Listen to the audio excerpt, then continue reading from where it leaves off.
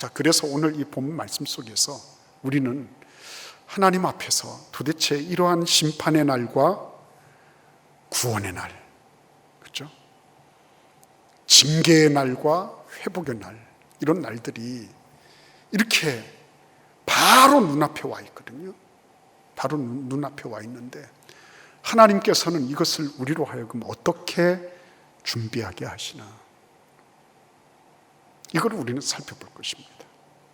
두 번째는 그럼에도 불구하고 우리가 실제적으로 당면하는 문제가 있어요. 그거를 오늘 이 본문 말씀을 통해서 보게 될 것입니다. 그리고 마지막으로 하나님께서 우리에게 회복의 은혜를 주실 때 나타나는 현상들, 그것을 같이 나누고자 합니다. 맨 먼저 오늘 이 말씀 66장 15절에 있는 이 말씀을 우리가 이해하기 위해서 66장 2절에서 4절 말씀을 우리가 읽어볼 필요가 있습니다. 66장 2절에서 4절 말씀에는 이런 말씀이 있어요. 무릇 마음이 가난하고 심령에 통회하며 내 말을 듣고 떠는 자, 그 사람은 내가 돌보려니와, 이렇게 말씀하십니다. 잘 들으십시오. 마음이 가난하고 심령에 통회하며 내 말을 듣고 떠는 사람, 하나님의 말씀에 대해서 반응하죠. 4절을 보시면 근데 이렇게 또 말씀하십니다. 4절 하반절에 내가 불러도 대답하는 자가 없으며 내가 말하여도 그들이 듣지 않고 오직 나의 목전에서 악을 행하며 내가 기뻐하지 아니하는 것을 택하였습니다. 이렇게 말씀하고 있는 장면을 보는 것입니다. 아주 명확한 구분이 딱 생기는 거죠. 그렇죠? 하나님께서 회복하실 때, 하나님께서 심판하실 때 아주 명료한 기준이 생기는 것을 보는 것입니다. 그게 뭐라고요? 말씀에 대한 자세인 것입니다. 말씀에 대한 자세. 여기에서 명확하게 구분되는 거예요. 마음이 가난하고 심령에 통회하며 내 말을 듣고 떠는, 하나님의 말씀이 무겁게, 하나님의 말씀이 내 중심에 와서 그래서 그 말씀을 우선으로 삼는 사람, 그 사람에 대해서 하나님은 뭐라고요? 내가 그들을 돌볼 것이다, 이렇게 약속하고 계신 것입니다.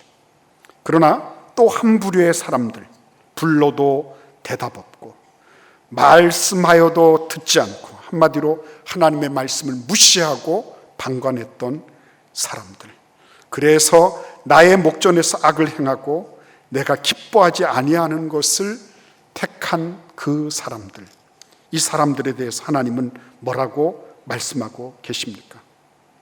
이들은 한마디로 하나님의 말씀과 전혀 다른 길을 걷고 있는 사람들이에요.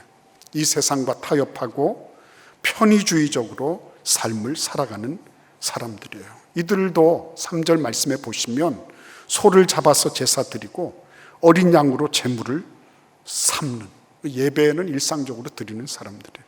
그러나 예배를 드리면서 그의 진정한 마음은 드리지 못하는 사람, 습관적으로 관습적으로 예배를 하지만 그냥 통과 의례를 지내는 것처럼 의식의 하나로 치르는 거 많은 그런 사람들.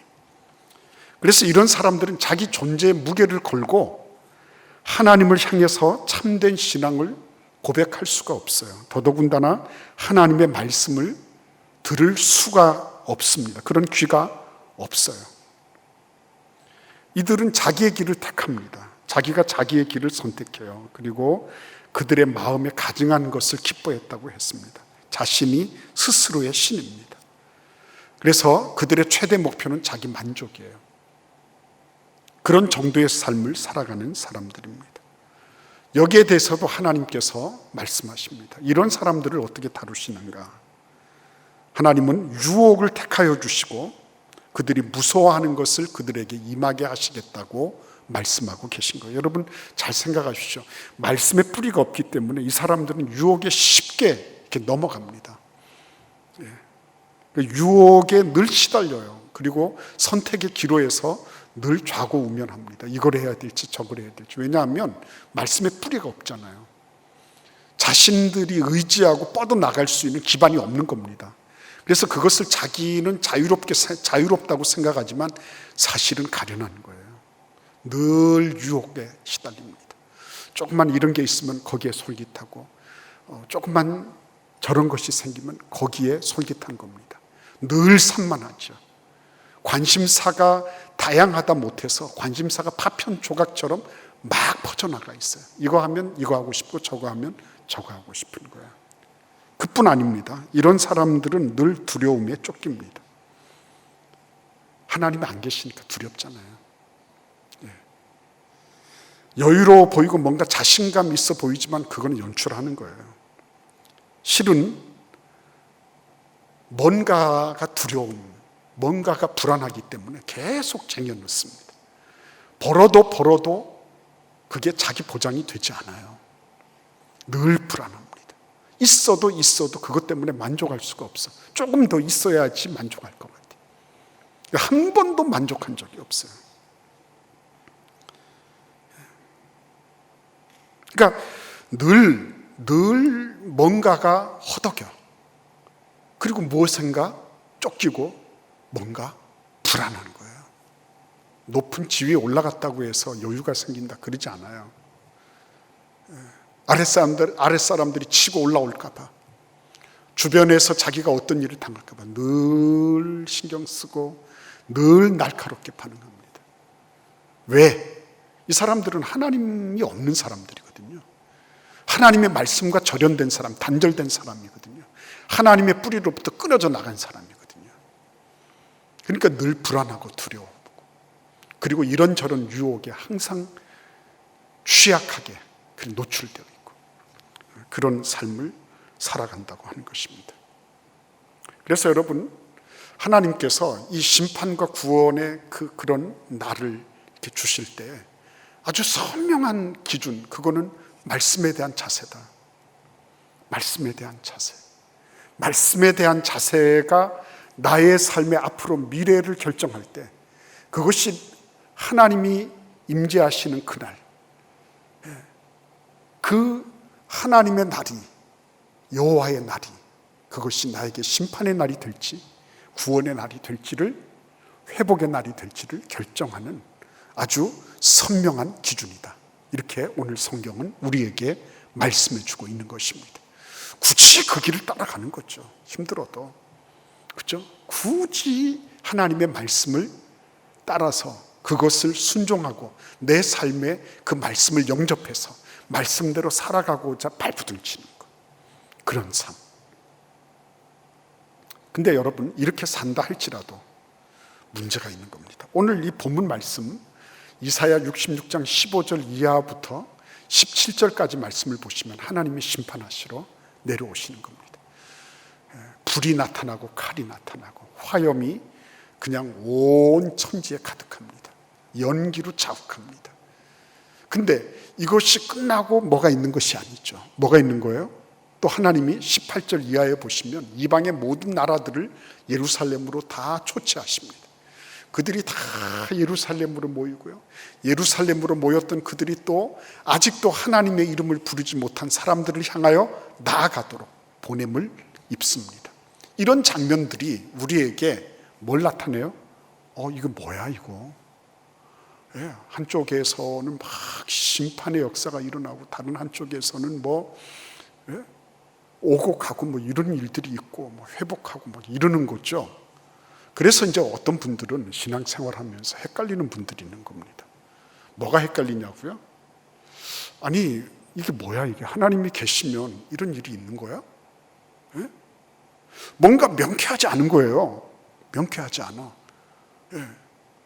여러분, 예수님께서 어떤 밭에 사람이 씨를 뿌렸는데 그곳에 곡식들이 잘 자라고 있었어요. 근데 어느 날 그 원수가 나타나서 가라지를 덧뿌리고 간 겁니다.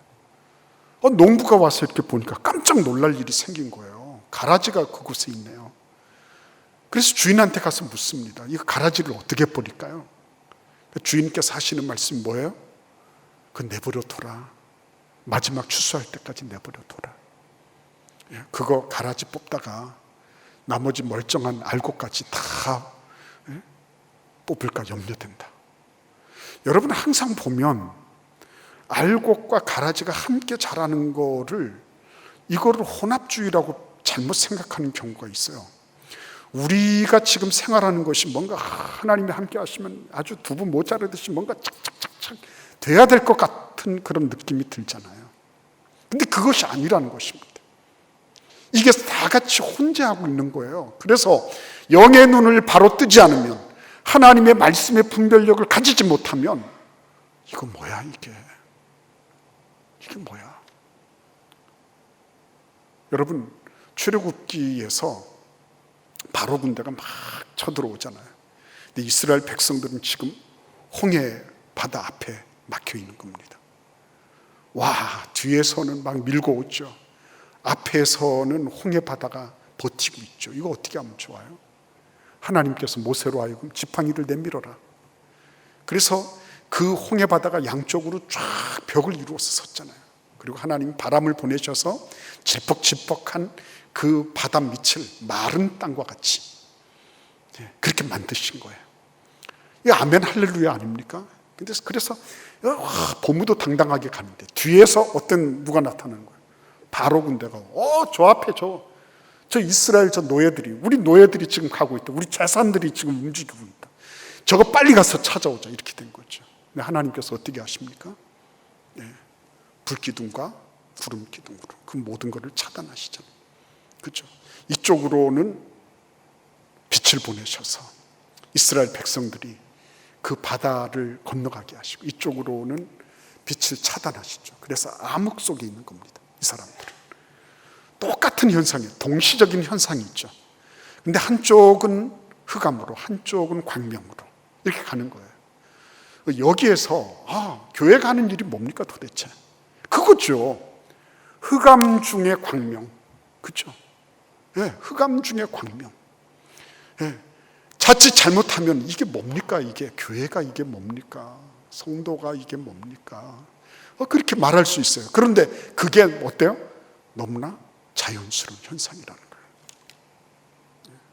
회복을 기대하고 구원을 원하십니까? 그렇다면 이게 혼재할 수 있구나. 내가 지금 이런 상황 속에서 비록 흑암과 같은 상황이라 할지라도 하나님은 또 광명의 길을 열어놓으십니다. 이러한 분별력이 필요한 거예요. 그래서 회통, 상쾌한 통증, 좀 아프기는 아프고 힘들기는 힘들어도 그럴 수 없는 상쾌함, 이게 함께 가는 이 모순을 즐길 수 있어야 되는 거예요. 회복의 길은 그런 것입니다. 자칫 시선을 잃어버리면 놓쳐버릴 수 있어요. 그러나 하나님은 여전히 나를 회복시키시고 우리를 구원의 길로 이끌고 계시다는 확신과 믿음을 지닌다는 것, 이게 우리가 당면한 문제들에 대해서 하나님이 우리에게 주시는 그런 은혜의 진리인 것입니다. 그래서 계속해서 가는 거예요. 근데 오늘 나타나는 현상이 뭐죠? 거기 보시면 18절 이하를 보세요. 거기 보시면 때가 이르면 문 나라와 언어가 다른 민족들을 모을 것이다, 이렇게 말씀하십니다. 그리고 19절에 보시면 나의 명성을 듣지도 못하고 나의 영광을 보지도 못한 먼 섬들로 보낼 것이다. 그들이 나의 영광을 문 나라에 전파할 것이다, 이렇게 말씀하십니다. 회복한다는 것은 단순하게 내가 좀 괜찮은 쾌적한 상황 속에 있다고 하는 것이 회복이 아니에요. 하나님은 그것 때문에 이스라엘 백성들을 바벨론에서 끌어내신 것이 아닌 것입니다. 바로 이것 때문에. 뭐예요? 선교적 확장이라고 하는 것입니다. 선교적 확장. 말이 좀 어려운 것 같죠? 하나님은 단순하게 이스라엘 백성들이 자기 고향 땅으로 돌아와서 옛날처럼 땅 파고 이렇게 집 짓고 해서 괜찮게 먹고 잘 살았다, 이거를 들으려고 하시는 게 아닙니다. 진짜 회복은 어디에 있다고요?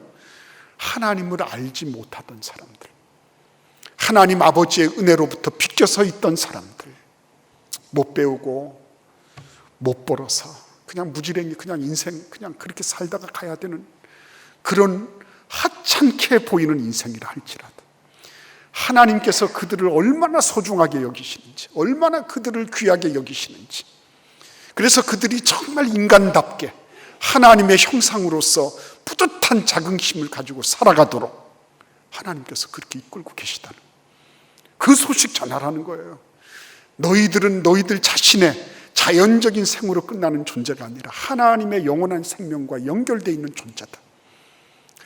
하나님의 지극하신 형상을 따라서 그 형상을 따라 만들어진 하나님의 뜻 가운데 이룩된 하나님의 자녀들이다.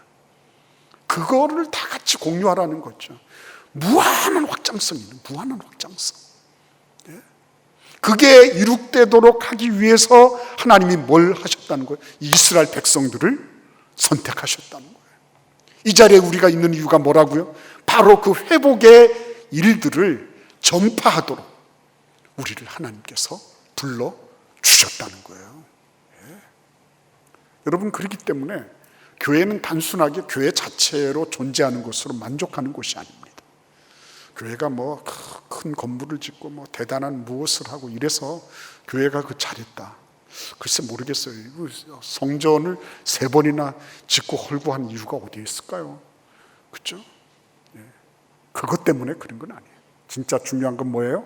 바로 이거, 세계적인 너희들이 알지 못하던 사람들, 그 사람들을 다 데리고 와라. 말에 태우고 노새에 태우고 교자에 태우고 다 태워서 수단과 방법을 가리지 말고 다 데리고 와라. 그들이 하나님을 알게 해라. 그리고 하나님의 백성, 아직도 알지 못하는 그런 나라들로 다 보내서 그들도 알게 해라. 그렇죠? 그게 회복의 역사를 이루는 일이에요. 그래서 여러분, 오늘 저는 이 말씀 속에서 회복의 진짜 의미, 여기 보시면 다 뭐라 그랬습니까?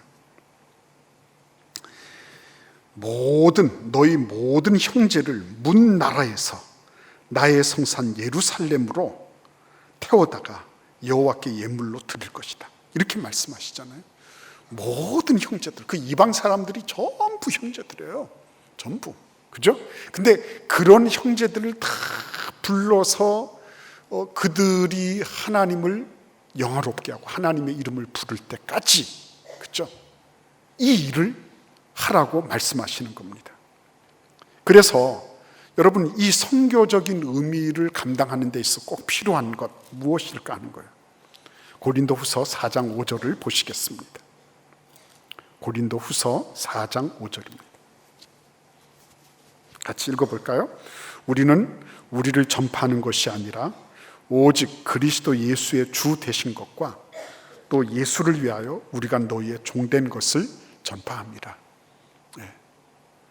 정말 이 말씀이죠. 나를 통해서 그러면 내가 뭐 어디 먼 나라로 어떻게 가야 되나, 뭐 어떻게, 이게 아니라 내가 이곳에 있으면서 어떻게 그리스도 예수의 주 되신 것, 예수님이 나의 주님이 되신 거예요. 그래서 주님이 되시면 어떻게 하죠? 그 주님이 나를 다스리시는 거예요. 주님이 다스리시는 것이 뭘 의미하죠? 그게 바로 하나님의 나라예요. 내가 지금 주님의 다스리심을 받아, 주의 통치를 받아 뭘 하고 있는 거예요? 하나님의 나라를 이루고 있는 거예요. 내 마음속에 하나님이 임하여 계신 거예요. 하나님의 나라가 지금 구성되어 있는 거예요. 그래서 이 하나님의 나라, 그리스도 예수의 주 되신 것을 다른 사람들과 같이 공유하는 거죠. 사람들이 그럽니다. 저 사람 보니까 진짜 예수님이 계시긴 계신 모양이요. 저 사람 보니까 하나님이 야, 나도 한번 그런 하나님 한번 만나봤으면 좋겠네, 그런 생각 드는 거 있죠. 하나님이 다스리시는 거예요. 말씀의 통치를 받는 거예요. 그리고 말씀이 무거우니까 말씀의 우선순위를 따라서 굳이 하나님의 말씀대로 가는 거죠. 아이들이 먼저 합니다. 우리 엄마 아빠가 달라졌어요. 내 이웃이 뭔지 알아요. 우리 직장 동료가 뭔지 압니다. 하나님의 말씀의 통치를 받고 있다. 그래서 나는 그 하나님의 나라의 일부가 되어 있다. 그 하나님의 나라가 지니고 있는 이 엄청난 거, 주님이 나를 다스리신다. 그리고 나는 그 주님의 다스리심을 받아서 내가 당신을 섬깁니다. 이 하나님의 나라죠. 그래서 그리스도인이 있는 곳에는 하나님의 나라가 증거가 되고 하나님의 나라가 확장되는 거예요. 그렇죠? 저는 비록 코로나라 할지라도 어떻게 하겠습니까? 누군가하고는 만나야 되거든요. 누군가하고는 비록 마스크를 꼈다 할지라도 어떻게 해서든지, 그죠? 직장 생활 어떻게 안 할 수가 있어요. 근데 그런 와중에라도 하나님께서 주시는 이런 하나님의 나라의 통치를 받고 있다. 그것처럼 강력한 회복의 역사는 없는 거예요. 그러니까 하나님이 우리를 회복하신다 하실 때 전 모든 이방 세계가 다 하나님께로 오고, 그리고 전 이방 세계를 향하여 나아가는데 하나님이 나를 사용하신다. 어떻게 사용하시는가 하고 보니까 예수께서 내 마음에 오셔서 나를 다스리신, 예수님이 주님이 되셔서 나를 통치하고 계시고 나는 하나님 나라의 일부가 돼 있어요. 그래서 주변에 하나님 나라가 아닌 사람들이 나를 보면서 저 하나님의 나라 나도 한번 경험하고 싶어요. 그래서 여러분, 진짜 회복과 구원의 역사는 이렇게 이룩되는 거예요. 하나님의 다스리심, 말씀의 통치를 받는 사람들, 그 누구 한 사람이 그런 일들을 하고 있을 때 거기서부터 하나님의 나라가 왕성하게 퍼져나가는 거예요. 처음에는 작은 씨앗입니다. 근데 이게 그 작은 씨앗인데 점점 자라나서 키가 10m가 넘는 겨자씨 나무가 됐다. 처음에는 작은 누룩 같은데 그 누룩이 그 반죽통 안에 있는 밀가루 전체를 갖다가 부풀어 오르게 했다 하는 것처럼, 내가 하나님의 말씀 따라 묵묵히 말씀의 통치를 받고 다스리심을 받고 하나님 앞에 나아가서 그분의 인도하심을 받기 시작할 때, 그때부터 어떻게 돼요? 하나님의 나라의 실제적인 확장이 막 일어나고 회복이 드디어 우리 가운데 오게 된다고, 이렇게 오늘 말씀은 우리에게 증거하고 계신 것입니다. 오늘 여러분들의 삶 속에서 그렇잖아요. 우리가 회복되어야 될 게 너무 많잖아요. 근데 그 회복되어야 될 것을 그냥 내가 가서 뭐를 열심히 한다. 열심히 안 해서 회복된 게 있습니까? 그리 열심히 안 해서 지금까지 회복이 안 됐나요? 그건 아니잖아요. 내가 할 수 없는 부분이 많잖아요. 인정하자고요. 그리고 하나님 앞에 나가서 내가 오늘 하나님의 말씀이 나에게서 얼마만큼의 비중이 있는지 살펴보자고요. 그리고 내가 비록 지금 현재 회복의 길을 가고 있는 것이 분명하다면 여러 가지 문제가 되고 장애가 되는 것에 대해서 그럴 수 있다. 그렇지만 나는 하나님께서 지금도 나를 사용하셔서 회복시키심을 믿는다. 주님의 인도하심과 통치하심 속에 들어가자는 거예요. 하나님께서 그러한 은혜와 축복을 통해서 우리의 삶 속에 위대한 회복의 은혜를 주시고, 그리고 우리의 삶뿐만 아니라 우리의 이웃과 우리의 직장과 우리 주변의 지역 사회가 하나님의 나라로 그렇게 새롭게 변모되는 그런 놀라운 역사가 있게 될 줄 믿습니다. 여러분, 그런 행렬, 그러한 그 행진에서 여러분들 한 분도 낙오됨 없이 승리하는 그런 기쁨이 있기를 기원합니다.